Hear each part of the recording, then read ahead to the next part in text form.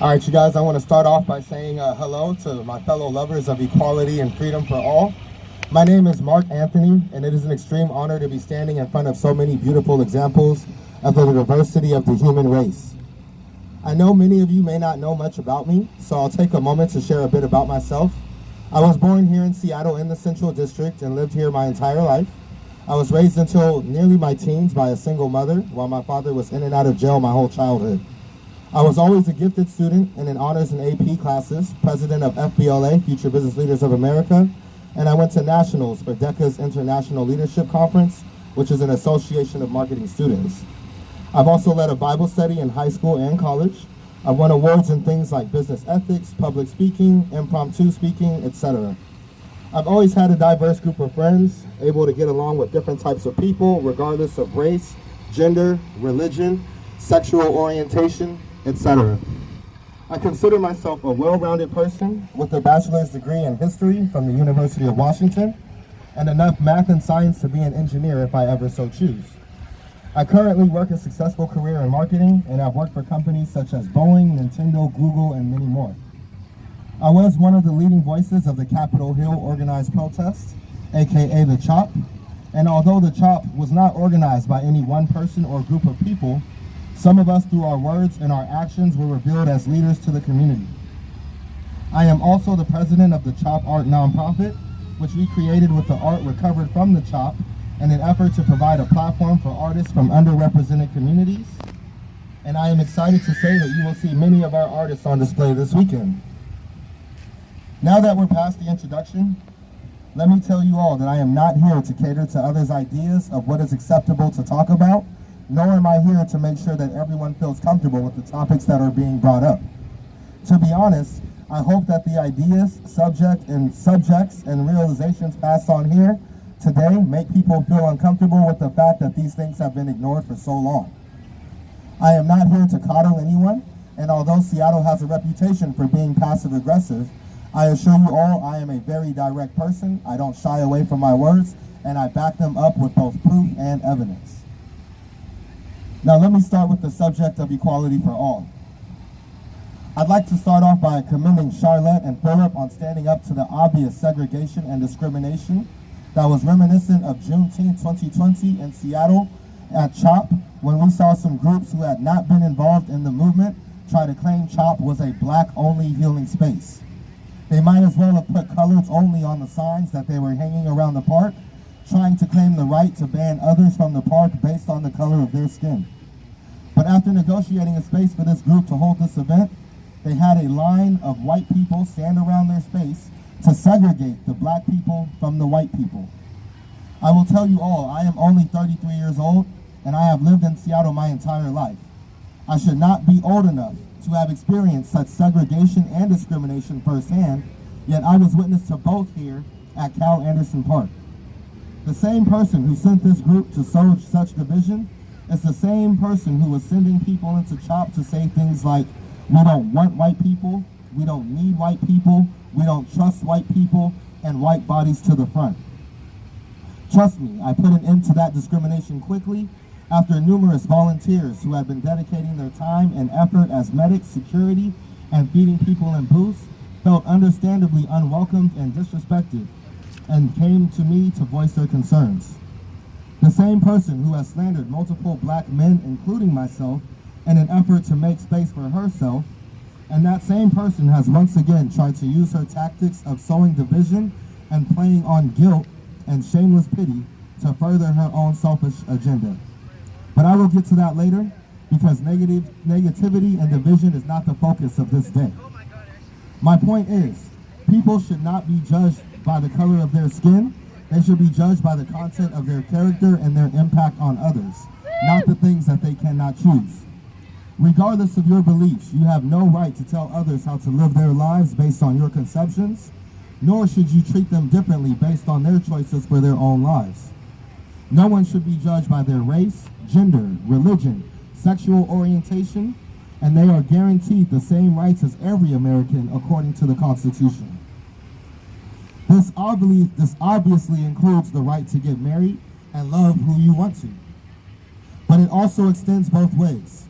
We should not alienate those who believe in equality for all or the fight for social justice just because they don't come from the same community that we do.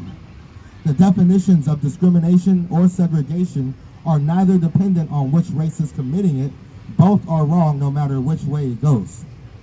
Like Dr. Martin Luther King Jr., I too believe that people should be judged by the content of their character, not the color of their skin, and that sentiment holds true no matter what color you are.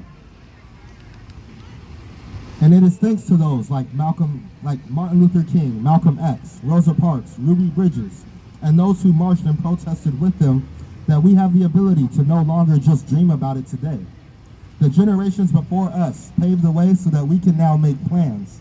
And it saddens me to see the way so many of the young generation have attempted to alienate and silence the wisdom and knowledge imparted upon us by the past generations who did the real legwork in the fight for civil rights.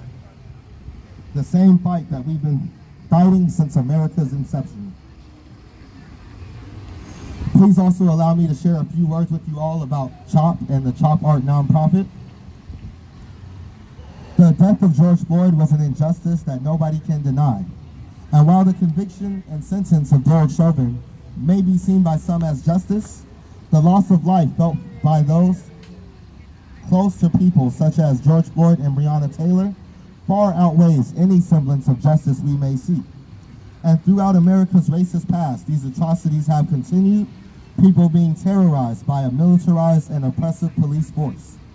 Which is why we need to continue to push for a re-envisioning of law enforcement to make sure that the people who we look to as community servants are actually deserving of the titles and responsibility bestowed upon them and held accountable when they betray the trust of the people that they have promised to serve.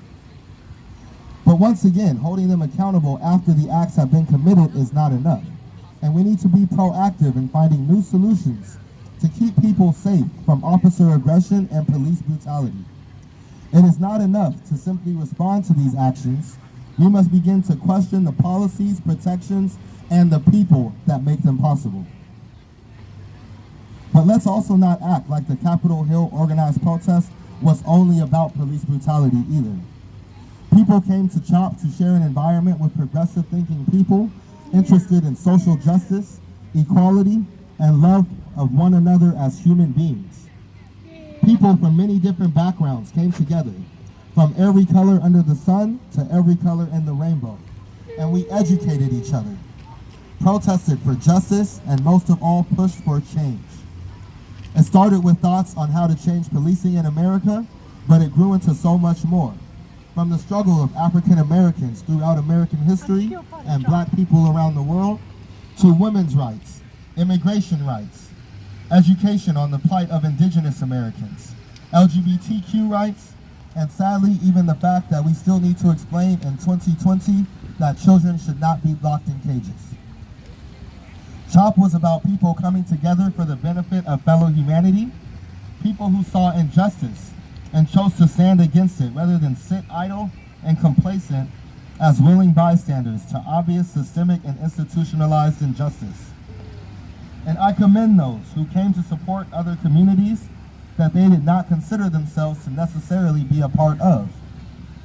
From those not considered to be of BIPOC origin, who still came out to support in the Black Lives Matter movement, to men supporting women's rights and equality, to others like myself, who aren't considered members of the LGBTQ community, but still understand that who anyone else chooses to love is none of our goddamn business, and we have no right to tell them how to act.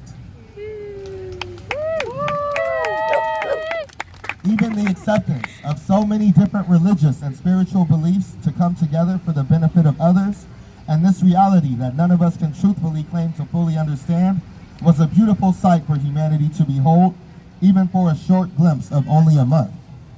Allow me to explain. I am a believer of math and science.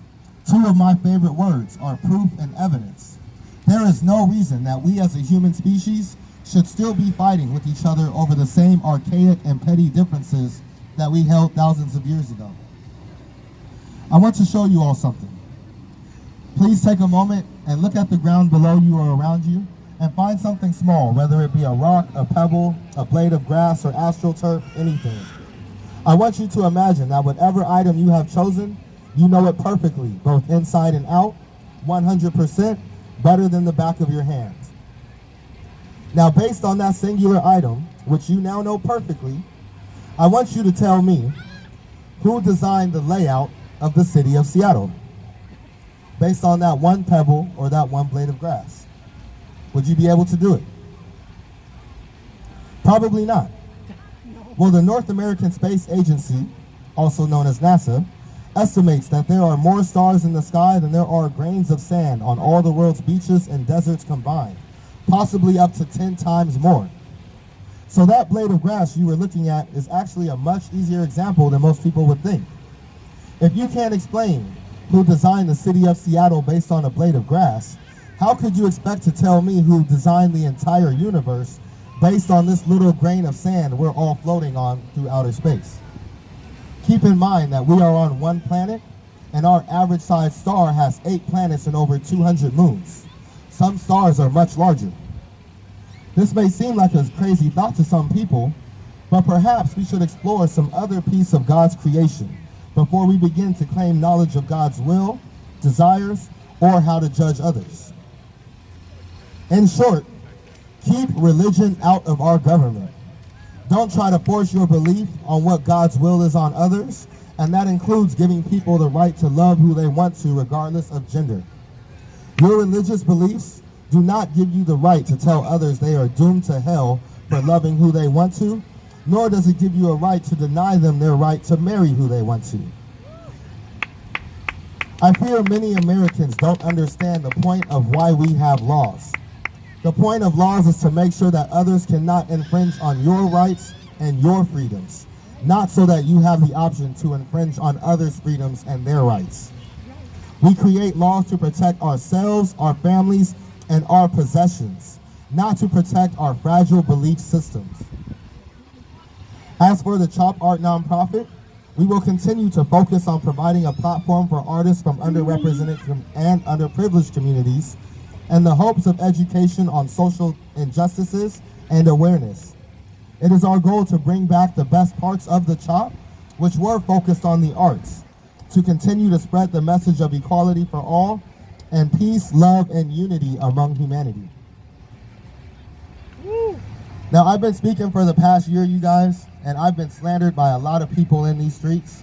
I haven't responded yet, but today is the day that I'm finally going to do it, because it's been going on for far too long. And after seeing the way that my friends Charlotte and Philip were slandered as well, I can no longer just sit silent. Let me start with Sakura Schlegel, the former treasurer of the Chop Art nonprofit. Sakura has stolen the Chop artwork from the nonprofit with the help of Don Daly, Maggie Rogers, and Sarah Blankenship, a team of the biggest Karens I have ever met. For you to claim that Black Lives Matter, yet call the police on a black man and say to the police he may have a gun when you have never seen me with a gun, is completely hypocritical. The way Sakura Schlegel has accused me of using paintings of dead black bodies to try to get fame and money is also hypocritical, considering Sakura is the only artist who painted portraits of both George Floyd and Breonna Taylor in an attempt to further her own career as an artist from Cornish Art College. And for you to claim anything what you're doing is for the Black Lives Matter movement or the Chop movement you joined in the last week and contributed nothing to, except for painting your own pieces, yet at the same time steal from the black people who were involved in the movement, shows me that you and your accomplices are using your white privilege to continue to abuse the system of cultural appropriation to further your own selfish goals.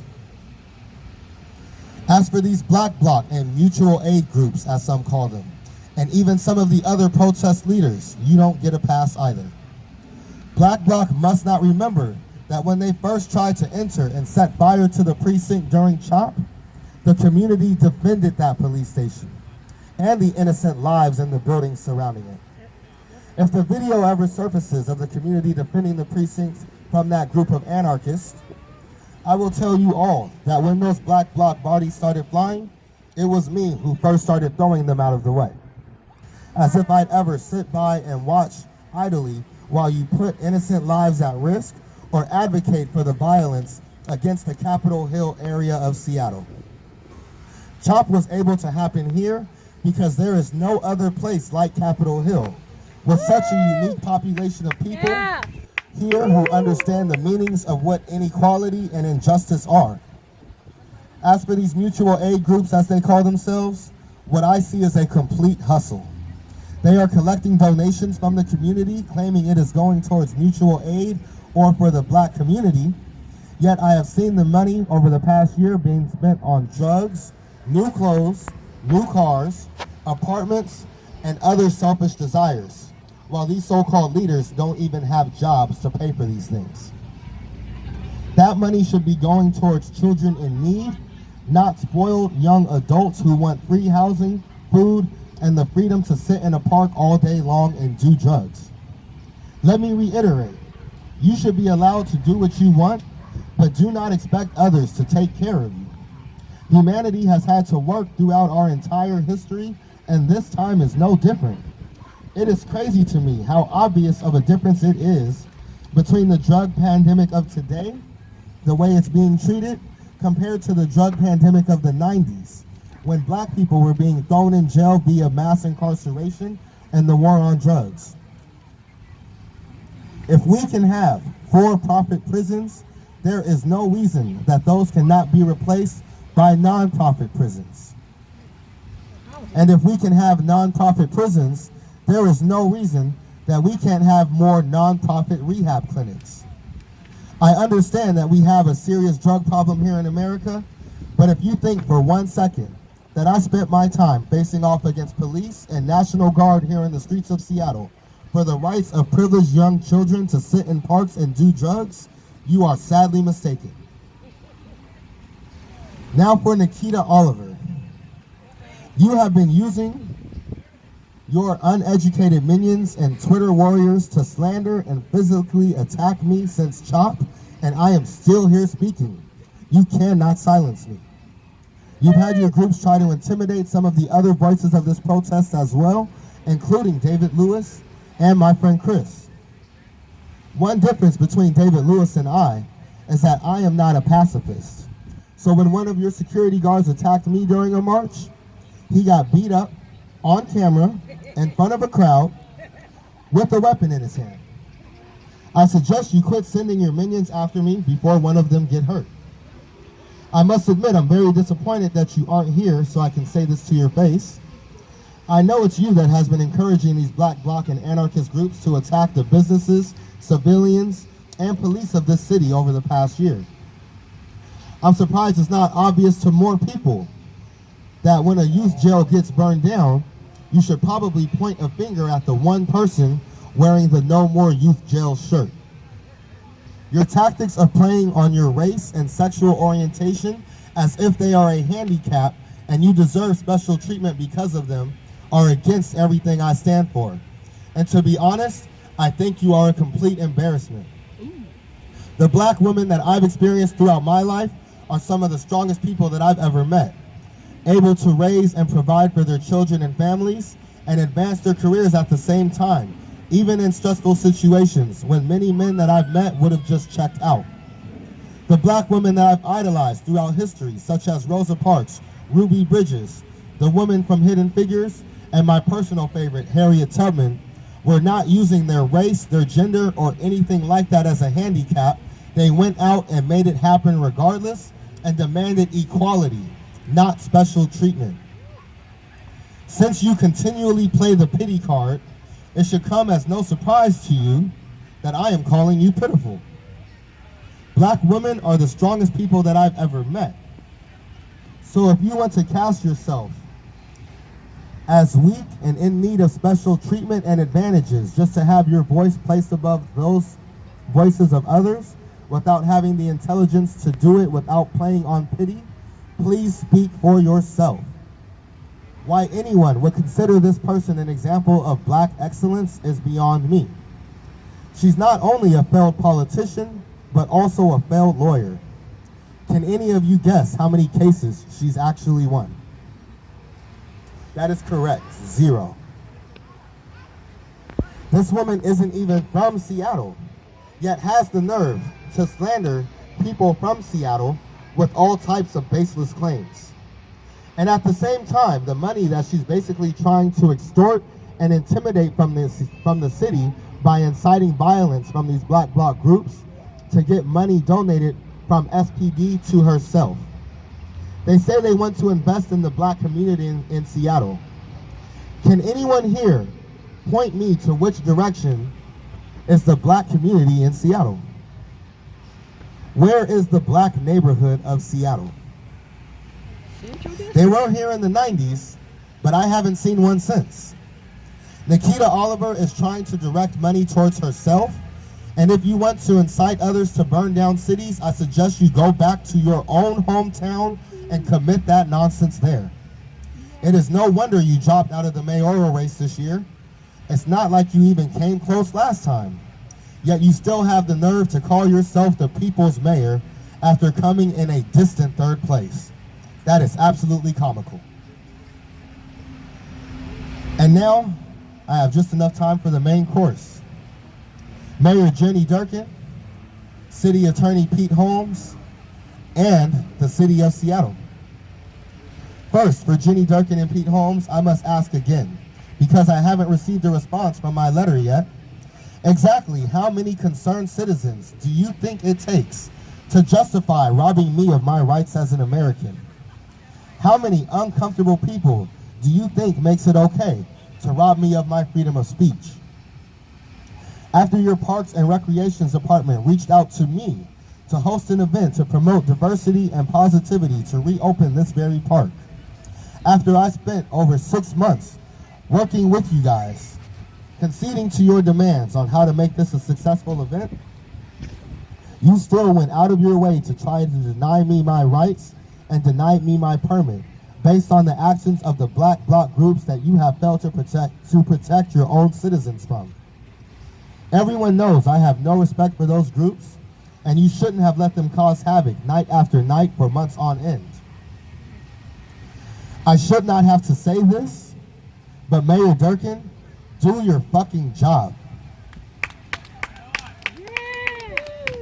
I wasn't keeping count before, but since the American Civil Liberties Union slapped you with that letter, you sure were quick to backtrack on all that denial of my permit. What an embarrassing fiasco that must have been. You had the Seattle Times saying that you all need a refresher course on First Amendment speech. And by my count, that makes you 0-2 against me. You were never able to answer the question of what made you think it was acceptable to allow the use of tear gas against your own citizens, despite the fact that it has been banned in all international conflicts since 1925 per the Geneva Protocol. In essence, you can't use any chemical warfare, including tear gas, in war. It is a war crime. But here in Seattle, your own citizens were tear gassed. They had war crimes committed against them. And that's the reason that the precinct was abandoned. Not because we overpowered the military force known as Seattle Police Department with umbrellas, lasers, and candles, but because they were outright embarrassed by the media impact seen by hundreds of thousands, if not millions of people as they gassed peaceful protesters. I've seen you over the past year try to shirk responsibility and blame your subordinates in the police force, and to that end, I must ask you, exactly at which point did you lose control of your own police force? Another question you're sure to avoid. It's no surprise that you're no longer running for re-election. Great job there. You could have been seen as a progressive voice, using our city as a light to the rest of the country and the world on how to fix policing in America. But instead, you basically ended your political career, and now you're not even running for re-election, looking at retirement instead. Now let me turn my attention to your self-appointed Human Rights Commission as well. You were brave enough to recommend to Charlotte and Philip that they educate themselves on how not being segregated or discriminated against based on the color of their skin may bring harm to the black community. Let me say this. I dare you to say the same thing to me. You need to educate yourselves on the definition of the words segregation and discrimination, and recognize that those definitions do not change based on which race is committing the segregation or discrimination. Then you need to educate your boss, Jenny, on what the freedom of speech and freedom to assemble mean. After that, I'd encourage you to act with less cowardice next time and stand up against injustice wherever you see it, no matter which group is committing the injustice. Seeing the way Mayor Durkin has hid away from the media on every controversial topic possible, it is no surprise to me that her own appointed Human Rights Commission would give such a limp response either. We need bold leaders, not people who shy away from tough topics because they're susceptible to immature guilt trips and pity games. Cowardice has no place in politics. But the office of the mayor isn't the only group trying to treat me like a terrorist either. The federal government doesn't get a pass either. I went to Washington, D.C. last year, and we decided to play music in front of the White House and allow people to speak on a microphone. We had a helicopter follow our group of about 15 people throughout the streets of Washington, D.C. before we were surrounded by 50 officers and detained for over 45 minutes for the non-existent crime of exercising our freedom of speech in front of Donald Trump's White House. How dare we play music and allow people to speak on a microphone about the injustices that they've experienced?